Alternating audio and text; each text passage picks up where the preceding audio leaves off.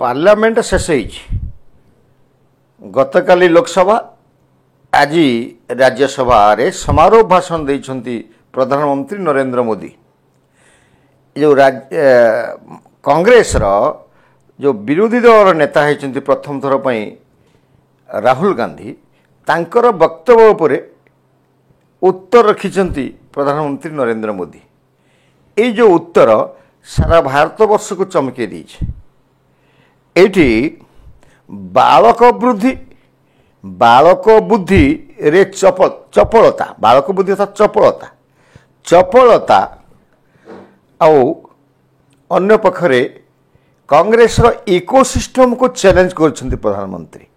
आउ थरे कहूची राहुल गांधी बाल सुलभ चपलता एवं नरेंद्र मोदी जो रही प्रति जो चपलतार जो जोड़ा कही सेटा क्षमण नुहे या केवे क्षमा दि जापर ना।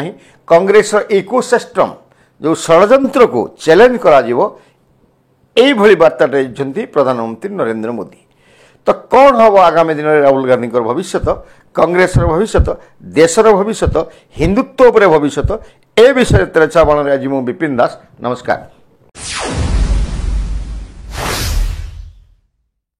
प्रिय दर्शक बंधु ये जो प्रधानमंत्री कौन कहले ता पूर्व विरोधी दल नेता जे कि 15 वर्ष पर प्रथम थर first time in his life Rahul Gandhi विरोधी दल नेता होती एवं 69 आसन रे कांग्रेस पाई लोकसभा एवं गला दुई थर धरिकी विरोधी दल आसन कौन सी दल अलंकृत करुवा बेले चलित थर 69 गोटे कम 69 पाइकरी कांग्रेस जो प्रथम थर पर विरोधी दल नेता होती राहुल गांधी से भावुंट जे मोर 100 गोटे कम तेणु मु जीतीजी आम सरकार को आसबू वर्तमान सरकार को चलईदेबू ना ये बाहाना से हिंदू मान प्रति आक्रमण कर हिंदू मान प्रति कटु शब्द कही हिंदू मान कटु शब्द को लेकिन चर्चा चली सारा भारतवर्ष से कौन कहते हिंदू माने हिंस्र तथाकथित जो माने निजको हिंदू कहउछंती से माने हिंस्र से माने मिथ्यावादी से माने लुटेरा इत्यादि इत्यादि इत्यादि। ता अर्थ हिंदू समाज को कांग्रेस जो बर्तमान विरोधी दल नेता जहाँकि सी कि समस्त विरोधी दल उपरे से मेंट कथा आम कहूनु इंडी मेंट कथा कहूनु पार्लियामेंट जिते विरोधी दल अच्छी समस्त समष्टि उपरे जड़े विरोधी दल नेता थाए। विरोधी दल नेता जहाँ कहे सेटा विरोधी दल मानकर मंतव्य बोली धरी नि जाए। आम आपन कही रखू सर्वप्रथम थर पर जीवन में राहुल गांधी ये विरोधी दल आसन पाई चारिपट जड़े पीएस दिज्व पीएसओ चारिपटे निरापत्ता बलय रही सरकारी क्वार्टर जोगे दिज्व एवं से जन कैबिनेट मंत्री सुविधा पाइबे ये व्यवस्था आम संवैधानिक व्यवस्था अच्छी। आम ये कहू जे 1 जुलाई रे कौन कही राहुल गांधी ता कारण कांग्रेस इतिहास को आमको जावाक पड़ो।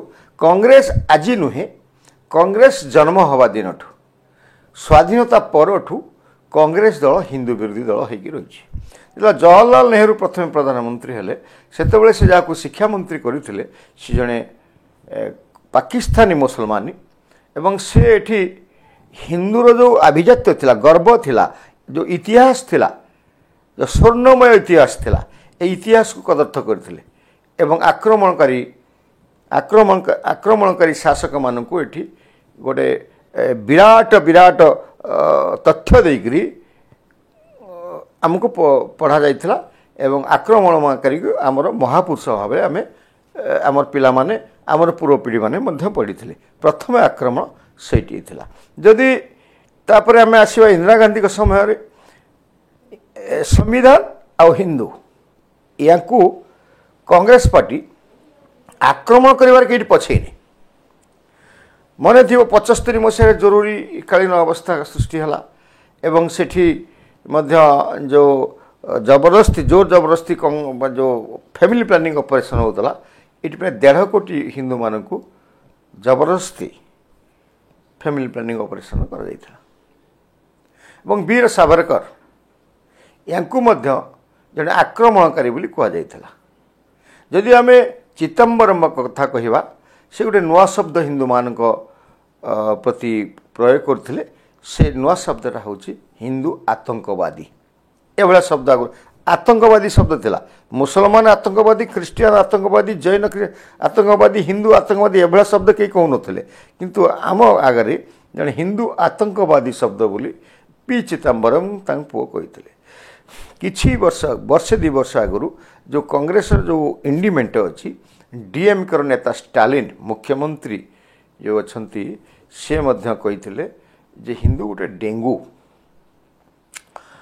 ଏବଂ ଆମେ ଯଦି ବର୍ତ୍ତମାନର ବିରୋଧୀ ଦଳ ନେତା ରାହୁଲ ଗାନ୍ଧୀଙ୍କ କଥାକୁ ଆସିବା ଯେ ଜୁଲାଇ 1ରେ ସେ ପାର୍ଲାମେଣ୍ଟରେ କହିଲେ जो लोग अपना को हिंदू कहते हैं वो 24 घंटा असत्य कहते हैं, वो हिंसा असत्य नफरत करते हैं।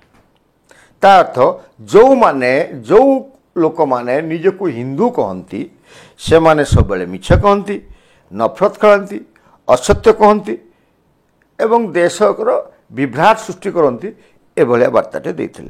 जदि आमे आसवा तांकर 18 मार्च 2024 से कौन कहते हिंदू मान विरुद्ध जे हिंदू धर्म रे शक्ति शब्द गोटे अच्छी। हिंदू धर्म रे गोटे शक्ति शब्द अच्छी।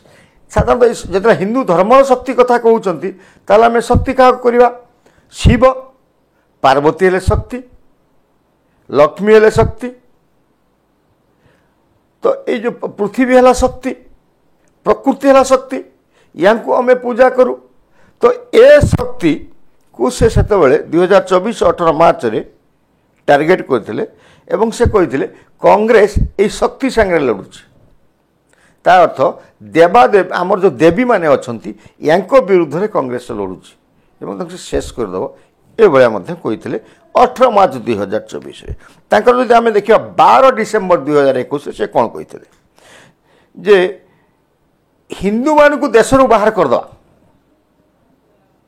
हिंदू मान को भारत रू बाहर करदे। आम जीवा कौटी कि आम म्यांमार जीवा, पाकिस्तान जीवा एवं खाली सेतिक नुहे कांग्रेस दल इतिहास रे कौन अच्छी अतीत पाकिस्तान को सहायता करवा नजीर अच्छी।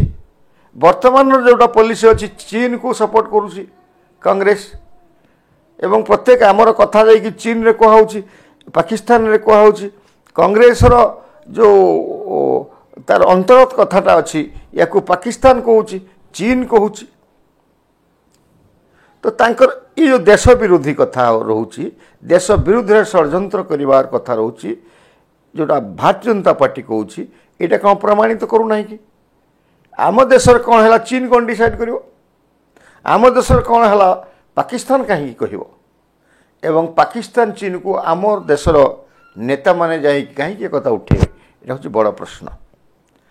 तो आ गोटे आम कथा कही रखु ये जो हिंदू को जो विरोध करा राहुल गांधी को द्वारा से जे कांग्रेस हिंदू विरोधी यहाँ तो जुगे जुगे रही स्वाधीनता बेले जिते बड़े धर्म को लेकिन विभाजन है देश से मुसलमान माने पाकिस्तान रहिले, सब मुसलमान से पलि जावा कथा, सेटा हला इस्लामिक कंट्री। भारत किंतु हिंदू राष्ट्र हो पारा ना। एक संविधान पर गोटे जबरदस्ती मुखबंध लिखि दिगला जे गोटे धर्मनिरपेक्ष राष्ट्र। ये धर्मनिरपेक्ष राष्ट्र एवं मुसलमान को रखा द्वारा जो हिंदू जो आक्रमण शिकार होची एथिरे कांग्रेस के दिने दुख प्रकाश करिने, स्पष्टीकरण देने, बरं जितेबले संख्यालघु धर्मर ख्रीस्टियान हूँ मुसलमान हूँ ये मानकर जितेबले कोटी छिंडी जाइए यहाँ को सारा भारत वर्ष रे चित्कार करी मोहम्मती कैंडल शोभा यात्रा करी आंदोलन करी कौन माने कौन करी। किंतु जो हिंदू मान को आप पश्चिम बंगर कथा कहतु, आप केरल कथा कहतु, ଆପଣ ରାଜସ୍ଥାନ କଥା କୁହନ୍ତୁ, ଯେତେବେଳେ ହିନ୍ଦୁମାନଙ୍କୁ ଆକ୍ରମଣ କରାଯାଉଛି, ହିନ୍ଦୁର ସ୍ତ୍ରୀ ମାନଙ୍କୁ ମହିଳାମାନଙ୍କୁ ଘୋଷାଡ଼ି ଘୋଷାଡ଼ି ଆକ୍ରମଣ କରାଯାଉଛି, ହିନ୍ଦୁ ମନ୍ଦିରକୁ ଭାଙ୍ଗି ଦିଆଯାଉଛି ପ୍ରକାଶ୍ୟ ଦିବାଲୋକରେ, ସେତେବେଳେ କଂଗ୍ରେସର ଆଖିରୁ ଲୁହ ହେଉନାହିଁ। କିନ୍ତୁ ମଣିପୁରର ଗୋଟେ ଘଟଣା ଘଟିଲା, ଯେହେତୁ ସେ ଖ୍ରୀଷ୍ଟିଆନ, କଂଗ୍ରେସର ପାର୍ଟି ଉତ୍ଥାନ ହେଲା। କିନ୍ତୁ ତୃଣମୂଳ କଂଗ୍ରେସ ସରକାର ପଶ୍ଚିମବଙ୍ଗରେ, ଆପଣ ଯଦି ସୋସିଆଲ ମିଡ଼ିଆ ଦେଖୁଥିବେ, ଜାତୀୟ ଗଣମାଧ୍ୟମ ଦେଖୁଥିବେ, ତାହେଲେ ଆପଣ ଦେଖୁଥିବେ ଦୈନନ୍ଦିନ ସେଠି ଯେଉଁ ସଂଖ୍ୟାଲଘୁ ମୁସଲମାନଙ୍କ ଦ୍ୱାରା ସରକାରୀ ମମତା ବାନାର୍ଜୀଙ୍କ ସରକାର ନାଁରେ କେମିତି ମହିଳାମାନଙ୍କୁ ଲଙ୍ଗଳା କରିକି ମାଡ଼ ମରାଯାଉଛି, ପଶ୍ଚିମବଙ୍ଗରେ ହେଉଛି ଏବଂ କେରଳରେ ମଧ୍ୟ ସାମଞ୍ଜସ୍ୟ ହେଉଛି। ତା ପ୍ରତି କଂଗ୍ରେସ ଆଖି ବୁଜି ଦେଇଛି। ତ ଚିରାଚରିତ ଭାବରେ ଭୋଟ ବ୍ୟାଙ୍କ ଯେଉଁ ସାମ୍ପ୍ରଦାୟିକବାଦର ମଞ୍ଜି ବୁଣୁଛି କଂଗ୍ରେସ, ଏବଂ ଏହି ସାମ୍ପ୍ରଦାୟିକବାଦର କରିକି ହିନ୍ଦୁମାନଙ୍କୁ ଖଣ୍ଡ ବିଖଣ୍ଡିତ କରିକି ଜାତିଆଣ ମନୋଭାବ କରିକି ଦୀର୍ଘ 70 ବର୍ଷ ଧରିକି ଶାସନରେ ରହି ଆସିଛି। ଚଳିତ ବର୍ଷ ଏବେ ମଧ୍ୟ ଚେଷ୍ଟା କରୁଛି, ସେଟା ସକ୍ସେସ୍ ହେଇପାରୁନଥିଲା, କିନ୍ତୁ এই ନିର୍ବାଚନରେ ବିଗତ ନିର୍ବାଚନରେ କିଛି କାଂଶରେ ସକ୍ସେସ୍ ହେଇଛି।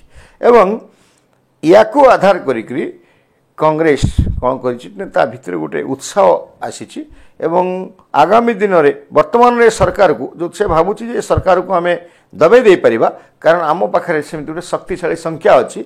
ଇଣ୍ଡିଆ ମେଣ୍ଟ ହେଇଛି, ଇଣ୍ଡି ମେଣ୍ଟରେ 232 ଆସନ ଅଛି ଏବଂ ଏହାଦ୍ୱାରା ସରକାରକୁ ଦବାଇ ହେବ ଏବଂ ସାରା ଭାରତ ବର୍ଷରେ ହିନ୍ଦୁମାନଙ୍କର ଯେଉଁ ସହନଶୀଳତା ଅଛି ତାକୁ ଆବୋଧ କରିକି ପୁଣି ସରକାରକୁ ଆସିହେବ, ଏଇଭଳିଆ ସ୍ଥିତିରେ ରହିଛି।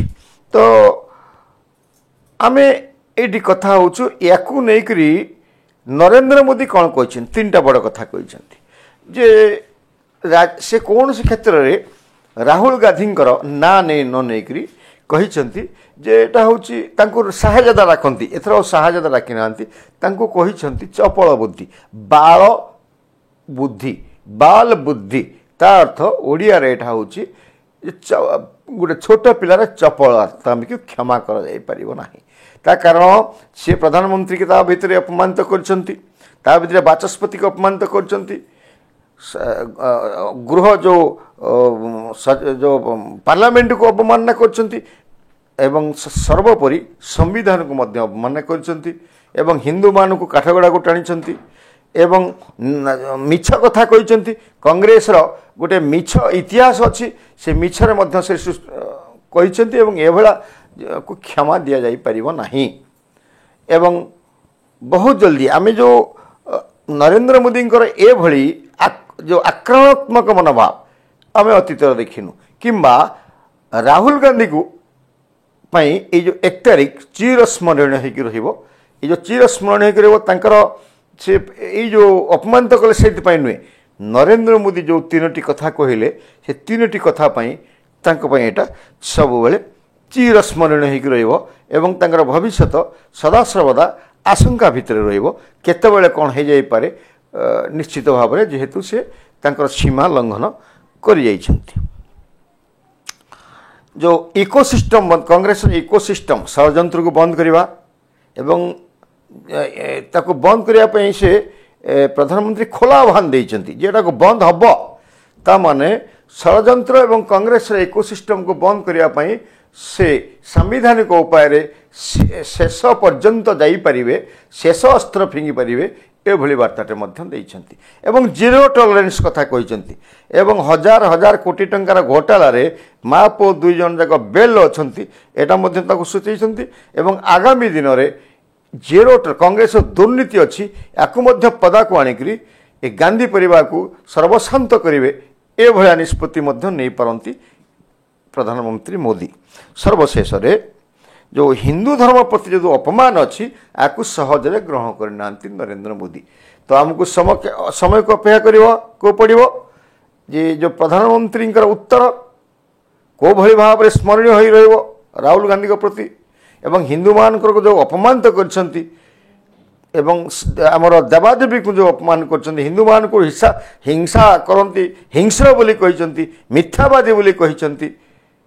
ତ ୟାର ପରିଣାମ କ'ଣ ହେବ राहुल गांधी और कांग्रेस आपको केमिति भोग करेंगे एटा समय कहब केवल आम अपेक्षा करवा एवं आग्रह करवा ये जो संविधान को अवमान कर राहुल गांधी एवं हिंदू मान को अपमानित कर राहुल गांधी इनकर गति कुआड़े हब। नमस्कार।